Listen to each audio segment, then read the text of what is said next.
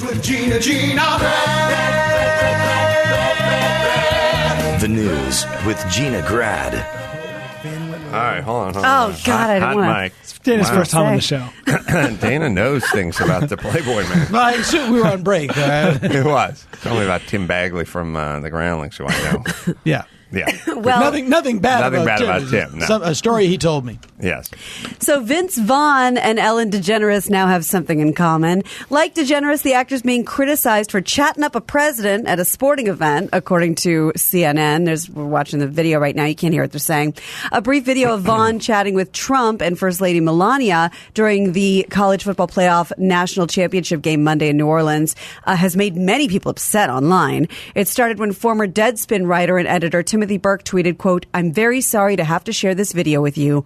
All of it. Every part of it." And it's just them chit-chatting and then him getting up and shaking his hand while everybody else in the stands is singing Sweet Caroline.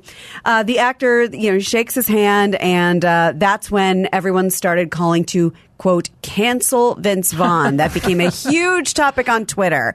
And the backlash is a little reminiscent of Ellen DeGeneres. She received a little heat after hanging out with George W. Bush at a Dallas Cowboys football game in October. Can I say this? People have people they don't like in show business. Mm-hmm. People have people they don't like in politics. And they make their voices heard on the internet and so on and so forth. When you run into that person, when you're face to face with that person, you don't have a lot of options. Yeah. And we all, ultimately, everyone sort of bows to the position. So if you're the president or you're Bill Cosby, I look, if you hid a camera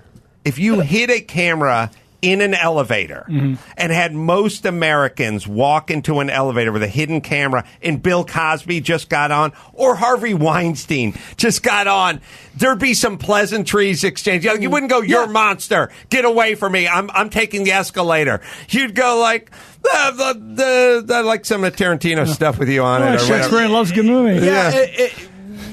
And there's the social, it's Contract. It's the social contract. It's like, I didn't vote for the guy, and I wouldn't vote for the guy, but he's the president of the United States. It's the president of the United States. And there's you're a citizen. I don't know where the bar is. Like, do you think you punch him or just pull your hand back or put an explosive vest on? Like, what is your... Punch him. See how that works See out. what happens.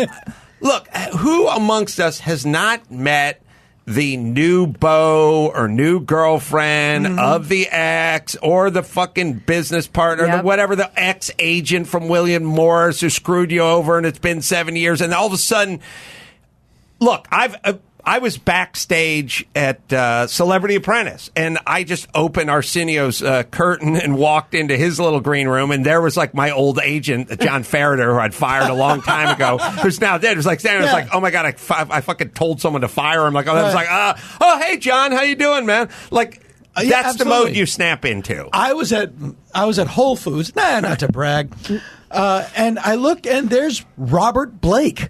Right. And I'm just closer to him than I am to you. And you watch 7,000 episodes of Beretta. Right. And he probably killed a woman. Right. But, locally. Yeah, but I didn't say, murderer. Like, how you doing? Yeah. Nobody... Not many people do that. Yeah. It's not part of our wiring. I have no idea what Vince Vaughn is supposed to do. He's a nice guy. He is a nice guy, and he's also been a Republican since 1987. Yeah, I mean, is he a libertarian? I don't know what he is, but I don't know what he is, and I care even less. Right, but I don't judge people by what letter follows their voting name. But. Agreed. Can I come out of left field with a theory? Like we're in a much more cynical, sophisticated place than we were however many years ago, 4 or 5 years ago. This is out of the Russian playbook, right? Like, I doubt very much there are a lot of actual people saying, like, cancel Vince Vaughn. Like, that's kind of it's been there, done that. It's like, we're kind of over that. No one's actually... I'm sure there are a couple people saying that. Not a lot of people are saying that. Yeah. I'm sure I would be very surprised if it wasn't like, Russian troll farm, because that's their playbook, right? Just kind of stoke chaos. Just kind of stoke chaos. I did not know this. It's not the Rudy playbook, but it is the Russian playbook. A lot of the crap about people hating on Rian Johnson for the second Star Wars movie was Russian troll farms. I had no idea. They just want to get people fighting. Yeah, maybe that's it. Are there Vince animals was on my troll farms? Like neighbor. He was a nice guy. I don't know if there's. Here's a question. Vince is. I don't know. I guess he's a Republican. He's more on the conservative side, especially Hollywood. Ellen is not. Is there more ire toward the guy who's like shaking the guy's hand? We're like, oh yeah, because he agrees with him and he voted with him, or no? There's much more ire towards Benedict Arnold, who's crossed over in the Ellen department. I think there's a lot more ire pointed towards her. Okay, well anyway, the betrayal factor. I had people. He's been on the show, Mike Murphy. Yeah, Mike Murphy. Recently. Yeah. Mike is one of my best friends. Mm-hmm. And we went to some movie, and somebody said they saw you out with Mike Murphy. Yeah, we hang out quite often, actually. Well, first off, and we have a different opinion about the role of government in business.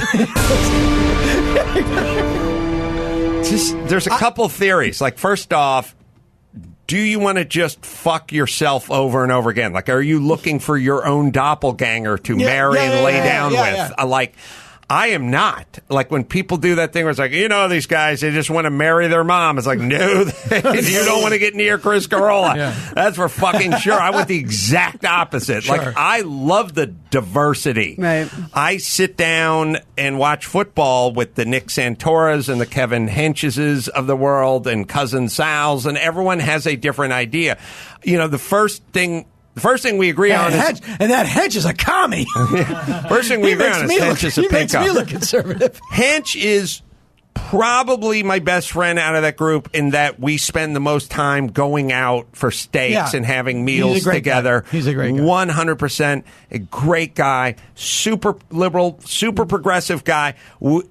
First rule is everyone has to make everyone laugh. Sure. Second rule is whatever you say, it's got to be smart. Doesn't matter what side you're on or what's your opinion on. It has to make sense. No, I know in my heart of hearts, or this is the way I feel, and you can't take it away from me.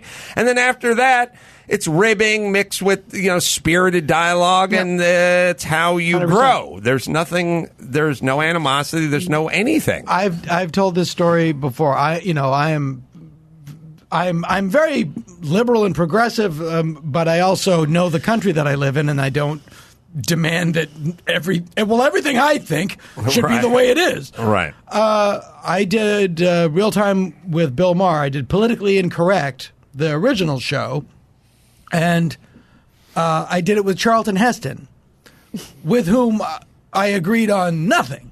Right. It could not have been a nicer person.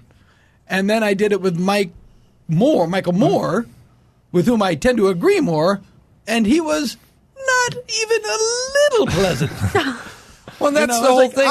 I would go have lunch with Heston, and he couldn't have been nicer.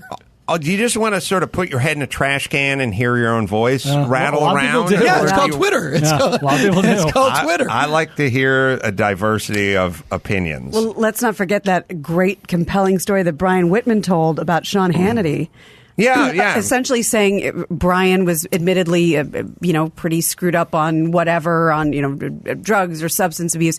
And his very dear friend, Sean Hannity, said, I need you to do this for me. I need you to go to this very expensive rehab, and it will help you and you'll get better. And Brian said, I can't afford it. And he said, it's been taken care of. Yeah. Just go. The opinions don't make people bad people. This notion of the grandiosity of you either agree with me or you're a bad person is an incredible narcissistic, grandiose thought. People have different opinions. That is fine. I've been running up. I run against a lot of the very aggressive Sanders people. And look, if it's Trump versus Sanders, I'm going to vote for Sanders. But there's all these people that think that only he can stop climate change, and no. And I think a lot of that comes from being in my 50s. Like, no, I've seen this movie before. I know how this movie ends. Our system was designed to prevent any one man or woman to come in and change everything.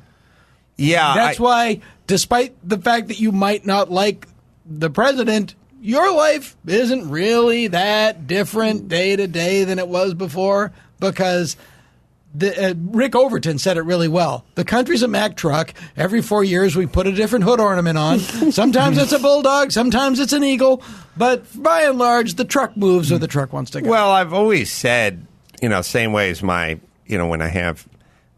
you travel with Danny 2 sheets Kellison, and he's ordering. He likes 2 sheets, and he's 3 to the wind, but he's 2 on the Murphy bed. But he'll do the Stoli, blah blah blah, vodka, blah blah. I go, Danny, you can't tell the difference, and he can't tell the difference. And I always say, if you took the biggest supporter of Trump or the biggest proponent of Trump or President Obama, vice versa, whatever, you locked them in a closet and they had no information as to who won anything, no one would know. No one knows. No one would know who was in the office. I firmly believe that. I mean, your average American on a day-to-day basis. Yeah. I'm not talking about a small group of whoever in the military or trying to seek asylum or whatever it is, but your average American, I don't think would know. And there's the other thing, and again, you get it. Unfortunately, you don't, they say youth is wasted on the young, because you don't realize this till you've seen this cycle before a couple times. You think, yes, you have to go through it. Oh, you still think that a politician can solve your problems? Right. Oh, okay. That's That's cute. cute. It turns out. Oh, good. Yeah. All right, so Vince Vaughn. Yeah, so we'll see what happens. I like the Russian bot notion. But remember, maybe something there. the former editor of Deadspin was the one that put up the audio and said, I got to show you every part of this, but and people it's also jump on board. Twitter, which is a pile-on. Well, it's a cesspool. It's people, and then I'll shut up. But all of the Bernie people versus the Warren people and the Biden people, and it's like the people that are going to decide this election know what Twitter is, aren't on it. Right. It's a percentage of a percentage of a percentage of a percentage. Interesting. Yeah. Well, speaking of climate change and who is and is not going to fix it, Fox News reports that smoke from the devastating Australian bushfires will travel around the globe, according to NASA. So the space agency has been using its network of satellites to monitor smoke from the wildfires, and citing unprecedented conditions caused by intense heat and dryness, NASA notes that the fires have caused, quote, an unusually large number of fire-induced thunderstorms. They say, quote, these events provide a pathway for smoke to reach the stratosphere more than 10 miles in altitude, and once in the stratosphere, the smoke can then travel thousands of miles from its source, affecting atmospheric conditions globally. So it'll make its whole way around, and then we'll see what happens. Can something be horrible and also kind of cool? Well, Meteors? it is like nothing better looking than fire at night from a satellite, right? Have you heard about the wombats? No. Oh, God. Wombats are these incredibly vicious animals that live in Australia. I was hoping it Are was they a really? Yeah, My no, parents used to call me a derogatory- baby wombat. Yeah, well, term for an ethnicity. Oh, it's a ska band. no, they're Yeah, like the they have wombats, claws like a Yeah. Wolverine, Right. but they're a predator. They are letting other animals into their dens that they would normally hunt and kill because they're safe and fireproof and underground. Benevolent. Wow. And it's this miracle thing. Like, we did not think this would happen. Wow. And the wombats are literally watching as like these other animals file into their dens, and they let them go in and not die in the fire. That's crazy. Yeah, it's crazy. This is like, was it the end of Day After Tomorrow when Mexico let us in as refugees? I think that That'd was be really nice. that was the wait, was it that or was it the meteor That was the movie? end of Cheech and Chong's Nice Dreams. Was that the meteor movie or was that I Day After don't know. Tomorrow? There's like 7 movies that all came out at the same Same time. One had the arcs. Yeah. And The that Deep was with- Impact, they went to the Lime Caves. Right. One ended up with I think us you're right, being actually, now. refugees and going to Mexico. What was the weather one? Was that the day After Tomorrow. after tomorrow? That was where the extreme freezing and flooding. yeah, where a guy was being chased by ice. What? It's not Yeah. a great It movie, was Gina. literally like Not he was ice. running and ice was being formed really Not the quickly. Mexico ice. That No, no, I meant actual frozen water. yeah, no windbreakers involved. Well, there's always a flaw to those movies. Or was it Independence Day? No, I think it. Max Pat will look it up. I don't think it. I don't know. We ended up. Mexico took us in and we forgave as their debt or refugees something, in exchange for forgiving their something debt. at the end of. I think it was Day After Tomorrow. But anyway, look it up. Anyway. There is a flaw in all those movies because the one guy is always the climate scientist, right? And then some point, about 18 minutes into Act 1, after Tokyo is showered with meteors or whatever it is, or the tidal wave rolls over Maui or something, the guy then goes, where they go, Bob, this wasn't projected to happen according to your calculations for another 41 years. I was wrong. It's happening Thursday. And then for the rest of the information, we go to the rest of the movie. We go to him for the information. It was off by 40 years. So the shit you said wasn't going to happen in our lifetime is happening Thursday at noon. And what else do you have to share with us from an informational standpoint? And when those movies were made in the 50s, they had one of my favorite plot devices, which was the newscast that gave way too much personal information. The prediction was originally made by Professor Thomas Jameson, whose daughter is currently on leave and living in sin. Right. Yeah, they had to do it. But the only man who can punch a meteor. Exposition, yeah. Yeah, what movie? Now I'm going nuts. The internet's down. Oh, the internet's down. All right, sorry. This is for me. I was looking. Well, it was either Meteor or ID4. I don't know. There was a scene in Independence Day where they let the people into Mexico, but I'll try and find it. I think this was later. I just keep thinking of Born in East L.A. with Cheech Marin. Could have been a Deep Impact. Sorry, I don't remember. Go ahead, Gina. Great. That was one of those starring Vince Vaughn, I believe. Isn't he in Meteor? God, there's now so many movies and so many names and so many things roiling around in my head. I can't think of it anymore. And does Tower Records get taken out in every one of them? Yes, and again, Angeline. Yeah. And that's right. And for people who and the other way too is like you can be friends with Vince. Who's very good friends with Vince Vaughn and who Vince Vaughn is very good friends with them? Janine. Oh, Garofalo. Garofalo. Yeah, did not know that. Yeah, they did a movie in the early '90s and they've been really good friends ever since. Yeah, it's not that hard. No, it's not. All right, let's do one more, Gina Grad. All right. Well, TMZ reports that there has been another bizarre police incident at Antonio Brown's house. Several Hollywood Police Department in Hollywood, Florida, that is, officers arrived at Brown's home around 10 a.m. on Monday, and Chelsea Kiris, the mother of Brown's 3 kids, was there too. Brown repeatedly told the officers he had previously evicted her from the home, but allowed her on the property to pick up the kids and take them to school. But Brown claims during the handoff, Chelsea tried to steal one of his cars, and he got upset. Here's the first clip. And definitely not. She's here to take the kids to school. She's trying to steal a vehicle. She shouldn't even be here. I let her in on the strength of the kids. You want to see the messages? The kid's not going to school. She's here trying to steal in the car, trying to finesse a Bentley. Bitch, you don't drive Bentleys. This is not your life. So then Brown started yelling at the cops and joking about how they couldn't even do their jobs. That's a good idea. Here's that. That always works for black men. She don't have no car. This bitch is a baster. She have 2 other kids. She stay at a hotel. Look at her. She's a fucking lost cause. Look at her. These niggas got to make calls for niggas to get justice. The police can't even know what to do. They got to call, you feel me, call other niggas. It's not a good sign when the police call others. Finally, he grabbed a little bag of penis-shaped gummy candies and starts sort of taunting the ex with those. Here it is. Hey, Charles, here got a bag of dicks. You just had those Fish head, fish head. Fish. Fish, here got a bag of dicks, fish. Yeah. Charles, here got a bag of dicks. In front of the kids. Fucking basic.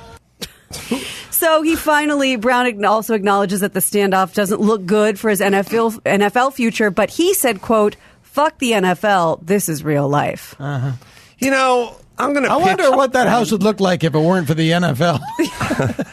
I'm going to pitch, there'd be another family living in it. I'm going to pitch this to Mark Garagos because he's got the big 3, right? Mm-hmm. I feel like there's a lot of guys getting into trouble in the NFL and stuff like that. We could have Colin Kaepernick passing to Brown. Like we'd start a 2-on-2 NFL like a flag competition. Like all the guys, for one reason or another, weren't welcome on a team. We just do. They have 3-on-3 basketball now. It's popular. Ray Rice can play. Right. We get all the guys who are drummed out of the league but still got legs. Half court. And we just take them on, like in a pickup game. You got to wear like a T-shirt with the sleeves cut off and like sweatpants and sneakers, like no cleats. Like you know what I mean? Yeah. Yeah, were like those Rucker his? Park. Were those his gummies?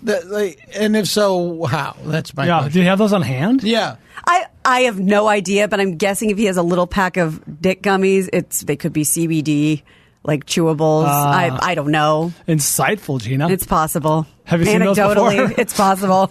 Being super fast is a blessing at the beginning part of your Mm-hmm. life, but it kind of bites you in the ass at some point. You don't tend to hit the books as hard. You're a little less focused on the reality of life. Yeah. Like, if you can really haul ass. And the thing that's interesting about flat out speed is, we always have that thing where it's like, if you can dance, all is forgiven. Right. Like Chris Brown or Michael Jackson. Like when he's talking about Michael Jackson, you go, God, that guy was an animal. At some point, you go, but he could move. And it's like, okay, all is forgiven. Another guy in the 80s. Yeah, we didn't know. Yeah, priests can't dance, so we don't cut them a lot of slack. But if they could dance, if they could do like the moonwalk, really we'd go, Father Murphy can't move, though.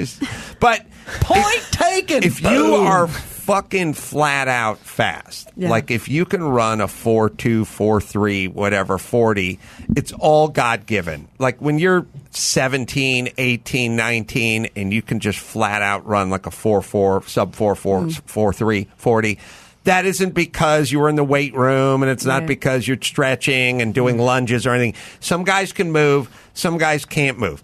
If you can completely haul ass, you can make your way onto a college team or even a pro team if you have scary speed, and it's all just delivered. It's not. It's not like, well, if you can act, but you have to work at it a little bit. You have to practice. If you're funny, but you got to do 10 years of stand up before you can start getting rich off it. Kind of thing. This is you being 19 and running a 4.2, 7.40, and you'll make any team in the league. Or What crazy are you hot. talking about? What's that? Or being born just crazy hot. Crazy hot. It's the guy version. Yeah. It's the black man's burden. It's the brother's version of the blonde just being piping fucking Right. Bo Derek when you're 15. Like somebody Right. just snatches you up and takes you to Greece. It's Heather gonna Locklear. make a movie out of you, on you, whatever. That's how it all kind of works. But big picture doesn't work. No. It just doesn't, because you don't get all those skills and all that stuff you need. And eventually you slow down. And eventually you slow down or you get some. That's what he yells, to slow you down. And you start getting some crow's feet as a woman, and the phone stops ringing and you're not in the show. But I am going to pitch this league. That's smart. 2-on-2 passing league? Yes. I like it. Yes. There comes a time when, as a super hot person, when guys stop letting you into traffic. Like, Right. Hey, what happened? Right. The day after tomorrow, the VP forgives a large amount of debt and lets the folks cross into Mexico. All right, let's bring it home, Gina Grad. You got it. I'm Gina Grad, and that's the news. That's the kind of sugar daddy likes. That was the news with Gina Grad.